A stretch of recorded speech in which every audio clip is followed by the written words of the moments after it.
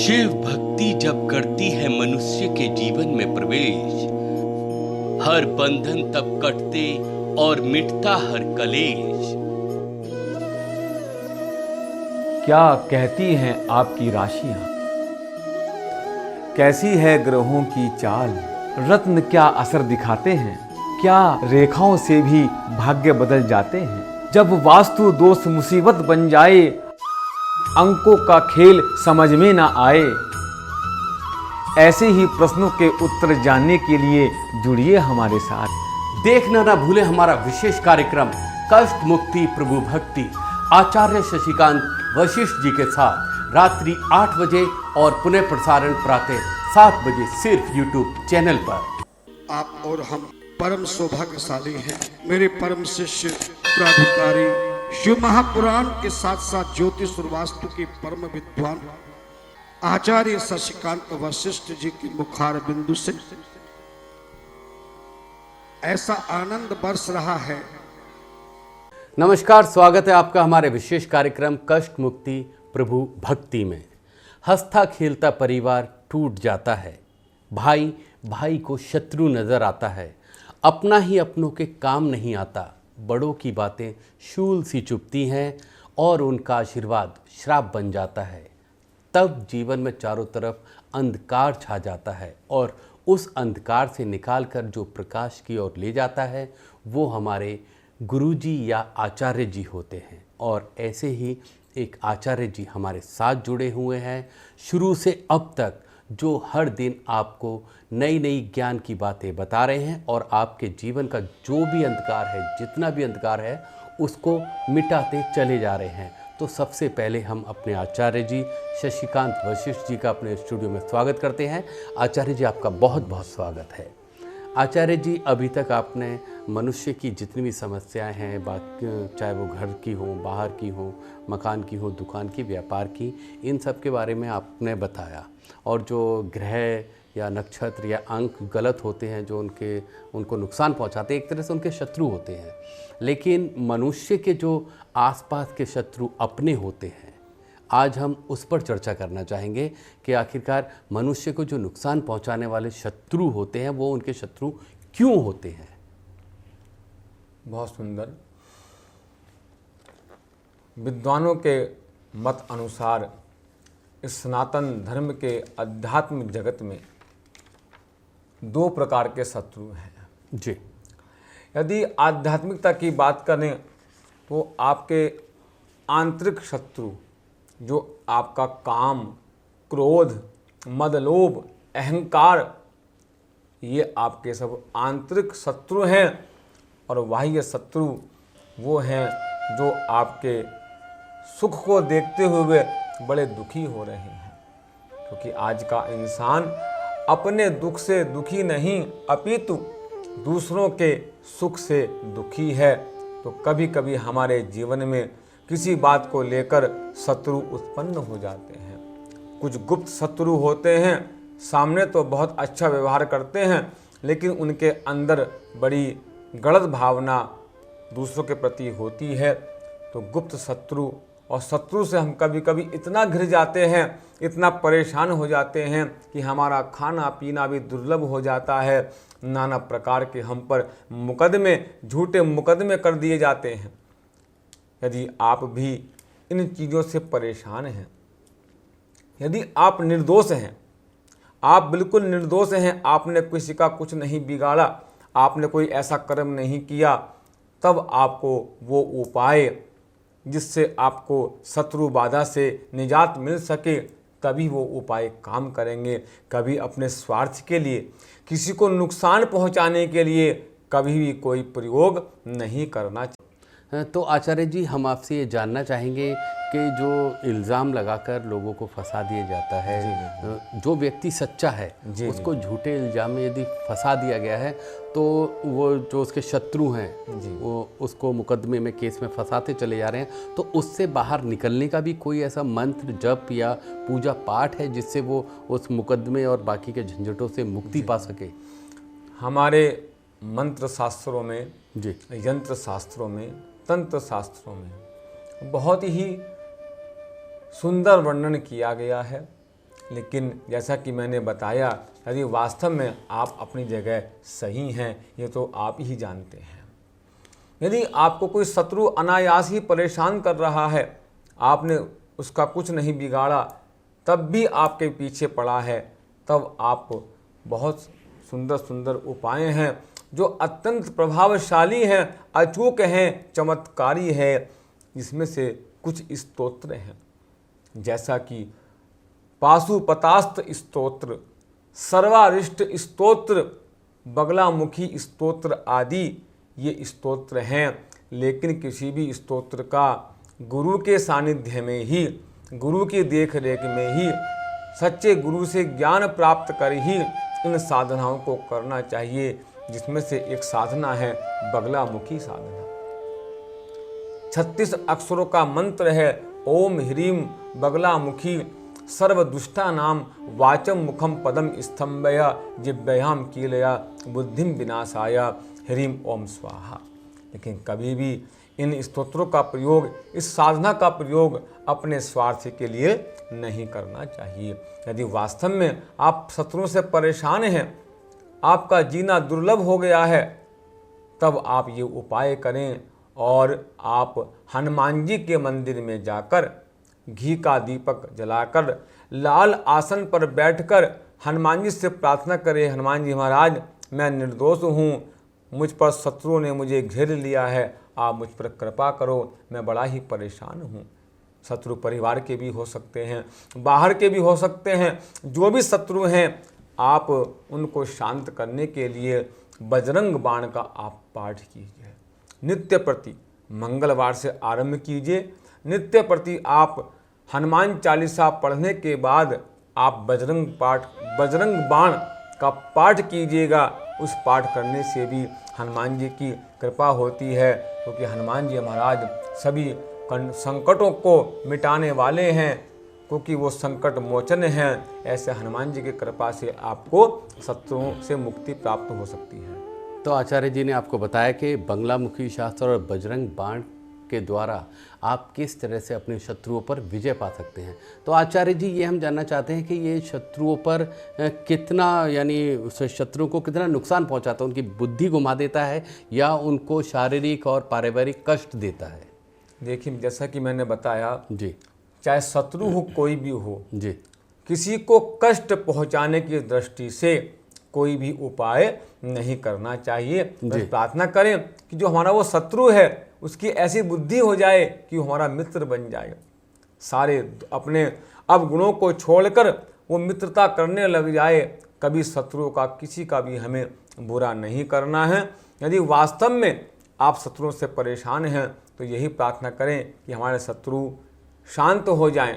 यदि वो कुछ भी कर रहे हैं हमारे खिलाफ तो उस काम को रोक दें, उनकी बुद्धि को अच्छा करो प्रभु, वो शांत हो जाए, उनकी बुद्धि को ऐसा बना दो वो शत्रु भी मित्र बन जाए।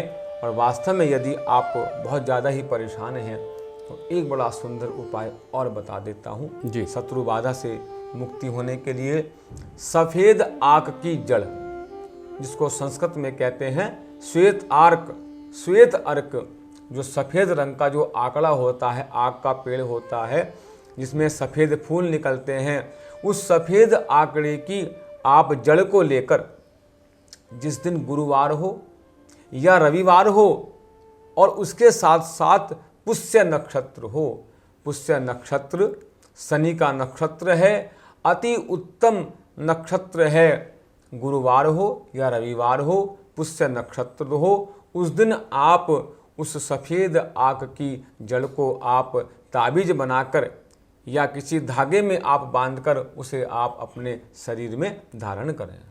तो साथियों, गुरुजी ने बताया कि सफ़ेद आंकड़े की जो जड़ होती है आप उसको गुरुवार के दिन धागे में बांधकर अपने गले में धारण कर लीजिए, तो आपका जो शत्रु है वो शांत हो जाएगा और आपका मित्र बन जाएगा। साथियों, अगर आपके भी मन में कोई जिज्ञासा है, कोई सवाल है, तो आप हमारी स्क्रीन पर जो नंबर दिखाया जा रहा है उस पर फ़ोन करके आप अपने सवालों का जवाब हमारे आचार्य जी से प्राप्त कर सकते हैं या हमें मैसेज भी कर सकते हैं। तो आचार्य जी, फिलहाल यहाँ पर वक्त तो चला एक छोटे से ब्रेक का, मिलते हैं ब्रेक के बाद। हर मनुष्य के जीवन में समस्याएं अक्सर आती हैं। उन समस्याओं के निवारण के लिए मनुष्य तंत्र मंत्र विद्या झाड़ फूंक तरह तरह की विधियों को अपनाता है। ऐसे में इंसान कभी कभी ठगी का भी शिकार हो जाता है और उसकी समस्या का निवारण भी नहीं हो पाता। क्या ऐसे मनुष्यों की समस्याओं का निवारण है कहीं? जी हां, बिल्कुल है। एक विश्वसनीय और सच्चे गुरु के पास आचार्य शशिकांत वशिष्ठ जी करेंगे आपकी हर समस्या का समाधान ज्योतिष वास्तु अनुष्ठान के माध्यम से, जिससे आपके जीवन की हर कठिनाइयां होंगी दूर। ज्योतिष वास्तु परामर्श के साथ पूजा अनुष्ठान में प्रयोग आने वाली पूजा से संबंधित सामग्री जैसे गाय के गोबर द्वारा निर्मित संभ्राणी कप, हर्बल धूप, रुद्राक्ष माला, शंख, शालिग्राम इत्यादि सामान आप ऑनलाइन घर बैठे भी हमारी वेबसाइट www.swasthvikAstroguru.org पर जाकर प्राप्त कर सकते हैं। ब्रेक के बाद स्वागत है आपका हमारे विशेष कार्यक्रम कष्ट मुक्ति प्रभु भक्ति में। आज हमारा जो टॉपिक है, विषय है, वो है शत्रु। और शत्रुओं को नाश करने के लिए आचार्य जी ने कई तरीके बताए हैं। और ऐसा ही एक सवाल शत्रु से जुड़ा हुआ हमारे पास आया है चंडीगढ़ से मोनिका जी का। आचार्य जी, मोनिका जी ये जानना चाहती हैं कि वो अपनी ससुराल में रहती हैं और उनके परिवार के ही सभी सदस्य उनके शत्रु हैं, तो वो घर के बाहर नहीं जा सकती। जो आंकड़ा की जड़ आपने बताई थी वो शायद वो धारण नहीं कर सकती क्योंकि घर की बहू हैं, बाहर नहीं जा सकती। तो वो घर के ही सामान से या किस तरीके से कोई ऐसा उपाय करें कि उनके जो परेशानी है वो दूर हो जाए और घर के जो शत्रु हैं उनके मित्र हो जाएं। जी, बहुत सुंदर। मोनिका जी, मैं आपको बताना चाहूँगा, यदि आप वास्तव में अपनी जगह सही हैं और बिना वजह के आपके परिवार के ही लोग आपके शत्रु बने हुए हैं, तो मैं आपको एक बड़ा सुंदर उपाय बता देता हूँ, जो एक रुद्राक्ष का उपाय है। रुद्राक्ष कई प्रकार होते हैं, हम आपको बताएंगे रुद्राक्ष के बारे में भी। फिलहाल मोनिका जी, मैं आपको उपाय बता देता हूँ। आप रविवार के दिन एक आप 6 मुखी रुद्राक्ष यदि आपको उपलब्ध हो जाए, अगर नहीं होता है तो आप संस्थान से भी मंगा सकते हैं, सारी यहाँ सुविधाएं हैं। 6 मुखी रुद्राक्ष, शुद्ध असली 6 मुखी रुद्राक्ष आप ले लीजिएगा। उसको गंगा जल से पंचामृत से स्नान कराकर, पुनः गंगा जल से स्नान कराकर आप उस रुद्राक्ष को लाल धागे में पिरो लें। रेशमी लाल धागा आता है, रुद्राक्ष में छिद्र होता है, धागा पिरोकर उस लाल धागे युक्त 6 मुखी रुद्राक्ष को आप सीधे हाथ की कलाई में आप बांध लीजिएगा। कार्तिक की कृपा होगी, भगवान शिव की कृपा होगी और रुद्राक्ष की एनर्जी से आपको बहुत हद तक शत्रुओं से मुक्ति मिल जाएगी। तो आचार्य जी, आपने बताया कि रुद्राक्ष पहनकर शत्रुओं से उन्हें मुक्ति मिल जाएगी। तो ये जो रुद्राक्ष होते हैं ये राशियों के अनुसार भी असर करते हैं? जैसे आपने मोनिका जी को 6 मुखी बताया है, जी जी, तो 1 मुखी भी हमने सुना है, 12 मुखी भी सुना है, 8 मुखी भी। तो ये राशियों के अनुसार से मुखी का हिसाब होता है या किस तरीके से? रुद्राक्ष साक्षात भगवान शिव की कृपा को दिलाने वाला है जी। रुद्राक्ष का अर्थ है रुद्र प्लस अक्ष, अर्थात रुद्र है भगवान भोलेनाथ। भोलेनाथ के असुरों से, आँखों से ये रुद्राक्ष का वृक्ष प्रकट हुआ। इस रुद्राक्ष की इतनी महिमा है, इसमें इतनी पॉजिटिव एनर्जी होती है कि आप अपने कार्य को करते हुए आपकी जो नकारात्मकता ऊर्जा है वो कम होती है और पॉजिटिव एनर्जी आपको मिल जाती है, जिससे आपको जीने का एक मार्ग मिलता है। ऐसा है ये रुद्राक्ष। आचार्य जी, आपने ये रुद्राक्ष के बारे में बताया और जैसे कि हम अपने रोज़ाना अपने दर्शकों को बताते हैं कि आपके पास कोई भी समस्या हो तो आप हमारे स्क्रॉल पर जो नंबर चल रहा है उस पर आप मैसेज करके हमें बता सकते हैं। और जब जो टॉपिक हमारा चलता है, जो विषय चलता है, हम वो ही सवाल उसमें से निकालते हैं। ऐसा ही एक सवाल आया है हमारे पास दीपा जी का। दीपा जी ये जानना चाहती हैं, जब भी वो प्रेग्नेंट होती हैं तो उनके जो गर्भ में बच्चा होता है वो उस बच्चे की मौत हो जाती है और ऐसा 3 से 4 बार हो चुका है। तो वो ये जानना चाहती है ये किस तरह का शत्रु है उनका, ये पारिवारिक तो हो नहीं सकता है, तो ये आंतरिक है या कोई ऊपरी चक्कर है, क्या है ये? जी जी जी दीपा जी, मैं आपको बताना चाहूँगा, सबसे पहले यदि आप अपना समस्या का विशेष उपाय जानना चाहते हैं, क्योंकि ये बहुत बड़ी समस्या कभी कभी होता है, गर्भ ठहर जाता है लेकिन या तो अबॉर्शन हो जाता है या फिर वो अंदर ही उसकी मृत्यु हो जाती है। पंचम भाव का कुंडली का अध्ययन, आपके बृहस्पति देव का अध्ययन, काफ़ी ग्रहों का अध्ययन करने के बाद उचित परिणाम मिलते हैं, पता चलता है कि क्या वजह है। लेकिन फिर भी मैं आपको बता देना चाहूँगा, कभी कभी हमारे घर का वास्तु भी खराब हो जाता है, जिससे नेगेटिव ऊर्जा हमें मिलती है और ग्रहों के कारण ऐसा ये दोष उत्पन्न होता है। यदि आपको ऐसा कुछ दोष उत्पन्न होता है, इसके लिए आप उपाय कर सकते हैं, हमारे संस्थान में संपर्क कर सकते हैं।